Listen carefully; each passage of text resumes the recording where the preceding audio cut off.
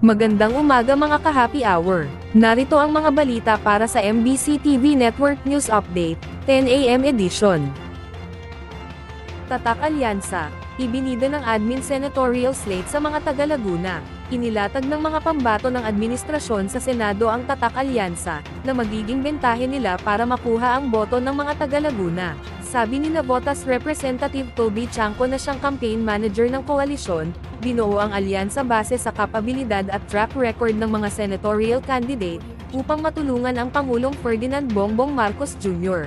Sabi naman ni Senator Francis Tolentino, bawat isa sa kanila ay makakatulong sa pagpapaunlad ng Laguna, lalo na aniya at 5% ang ambag ng Laguna sa GDP ng Pilipinas. Sinusugan ito ni dating Senator Ping Lacson, aniya kung Tatak Alyansa ang pag-uusapan, lagi aniya ito kinakanta ni Andrew sa kanilang mga kampayan, at ito ay kaunlaran.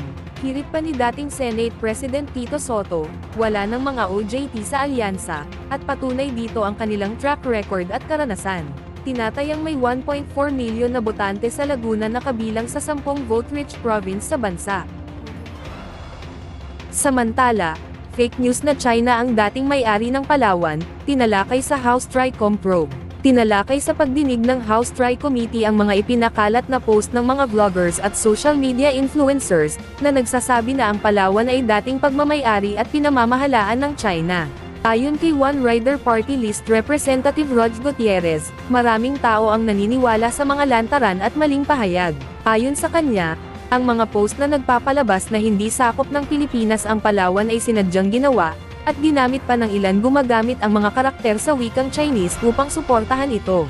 Ayon kay Commodore J. Torriela ng Philippine Coast Guard, na ngayon lang niya narinig ang ganitong kampanya mula sa China tungkol sa West Philippine Sea, at ang lumalalang agresyon nito sa karagatan, maging sa social media. Sinabi ni Torriela ang nasabing fake news patungkol sa Palawan, ay panibagong propaganda. Sa ngayon ayon kay Torriela, may WPS Transparency Group na nagmomonitor sa mga social media platform, aniya, bahagi ng lumalawak na tungkulin ng PCG sa paglaban sa disinformation, na patuloy na kumakalat sa iba't ibang social media platform. Sa MBC TV Sports, legendary boxer George Foreman, pumanaw na.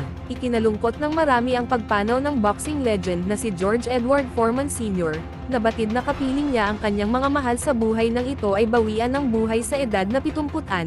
Si George Foreman ay hindi lamang isang tanyag na personalidad sa larangan ng boxing bilang 2 beses na heavyweight champion ng mundo, kundi isa ring huwaran bilang pilantropo. Ang kanyang pagiging Olympian ay simbolo ng kanyang tapang at dedikasyon, samantalang ang kanyang pagiging isang pastor ay sumasalamin sa kanyang pananampalataya. Sa pagpanaw ni George Foreman, hindi lamang isang alamat sa sports ang nawala, kundi isang taong may malasakit at disiplina. Ang legendary boxer ay minsan ding pinuri ang galing ni Pinoy ring icon Manny Pacquiao, lalo na ang pagiging underdog nito sa mga laban, ngunit madalas na nagwawagi.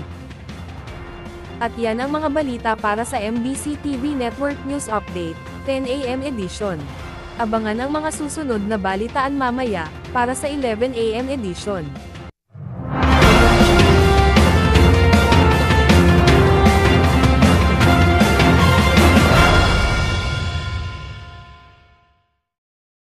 Mga ka-happy hour, kung gusto mong manood ang mga balita sa MBC TV Network News Update, mag-subscribe sa aming YouTube channel, i-like ang aming Facebook page, at i-follow sa aming TikTok account.